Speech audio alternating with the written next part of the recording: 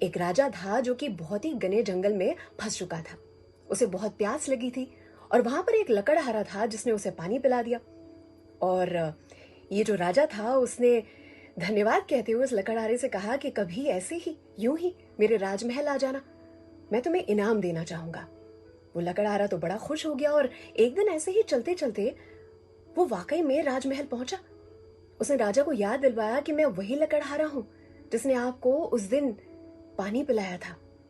राजा को जैसे ही याद आया वो बड़े खुश हुए। वो सोच में पड़ गए कि इस दरिद्र लकड़हारे की मैं क्या मदद कर सकता हूं।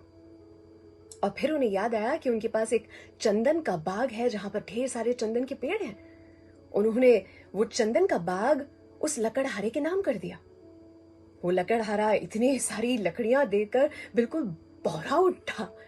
उसे लगा कि इतनी सारी लकड़ियां, इसको काट के कितना सारा कोयला बन पाएगा। और धीरे धीरे उसने वही किया। उसे सोचा कि आजीवन यहां पर रह सकता हूं। ये लकड़ियों को काट काट के उसमें से मैं कोयला बनाऊंगा, बेचूंगा और आजीवन पेट पाल पाऊंगा। बहुत समय बीत चुका और उसके बाद कुछ ही चंदन के पेड़ बचे थे। वो लकड़हारा भी सोच में पड़ा हुआ था कि पता नहीं कैसे हो पाएगा, ये आजीवन कैसे यहां पर रह पाऊंगा, क्योंकि कुछ ही चंदन के पेड़ बचे हैं। और राजा को उसका विचार आया। राजा ने सोचा कि क्यों ना इस लकड़हारे की पूछताछ की जाए और कैसा है उसके हालचाल देखे जाए, और साथ ही अपने चंदन का जो बाग है वहां पर सैर भी करके आ जाऊं। तो राजा पहुंचे और दूर से उन्हें क्या दिखा? उन्हें दिखा कि वहां से धुआं निकल रहा था। साथ ही उन्हें यह भी दिखा पास आते ही कि चंदन जल रहा था।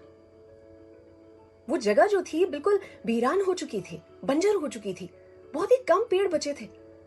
उन्होंने इस लकड़हारे को देखते ही पूछा, ये तुम क्या कर रहे हो? लकड़हारे ने जैसे ही राजा को देखा वो उनका सत्कार करने के लिए उठा और इतने में राजा ने उससे कहा कि ये तुमने यहां पर किया क्या है? लकड़हारे ने धन्यवाद कहते हुए कहा कि राजा जी, आपने ये जो किया है ना, उसी की बदौलत मैं अब तक जिंदा रह पाया हूं।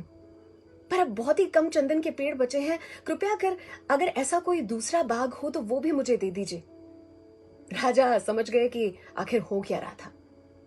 राजा ने कहा कि ये सारा कोयला जो तुमने बनाया है ना, वो यहीं कहीं छोड़ दो। अब एक काम करो, ये 2 मीटर जो ये लकड़ी है ना, बस इसे लेकर बाजार जाओ और फिर मुझे आकर बताना कि क्या हुआ। अब लकड़हारा भी कंफ्यूज हो चुका था। उसने सोचा कि मैं इतनी मेहनत से कोयले बना रहा हूं और राजा जी कह रहे हैं कि लकड़ी लेकर जाओ। पर आखिर राजा की ओर से फरमान था तो उसे पालना पड़ा। जैसे ही वो बाजार पहुंचा तो क्या हुआ होगा? चंदन की लकड़ी को देखते ही सारे के सारे खरीदार वहां पर पहुंच गए और उसे चंदन की लकड़ी के लिए 300 रुपए मिले। उस समय काल में 300 रुपए बहुत ज्यादा थे।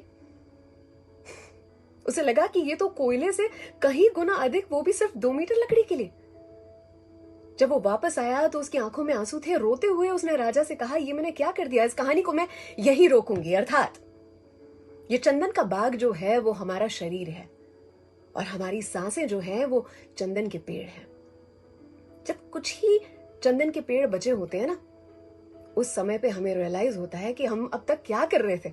चंदन के पेड़ों में से कोयला बना रहे थे, उन्हें क्रोध, द्वेष, ईर्ष्या और लालच की अग्नि में जला रहे थे। अनमोल चंदन के पेड़ जब कुछ ही बचे होते हैं तब उस समय पर रियलाइज होता है कि हमने क्या कर दिया, और चंदन के पेड़ों में से और चंदन के पेड़, नए पेड़ बन सकते हैं, प्रेम, विश्वास, सहायता के। मेरी कहानी का शीर्षक जो है कि जिंदगी के हाथ नहीं होते, जिंदगी के हाथ नहीं होते, लेकिन फिर भी वो जो करारा चमाट लगाती है ना, थप्पड़ लगाती है, आजीवन याद रहे ऐसा। और जरूरी नहीं है कि थप्पड़ खाने के बाद ही हम सब कुछ सीखें। हो सकता है कि थप्पड़ किसी और को पड़े और सीख हमें मिले। अगर आपको मेरी ये कहानी पसंद आई है तो जरूर से, जिनके लिए केयर करते हैं उन्हें जरूर से शेयर करें।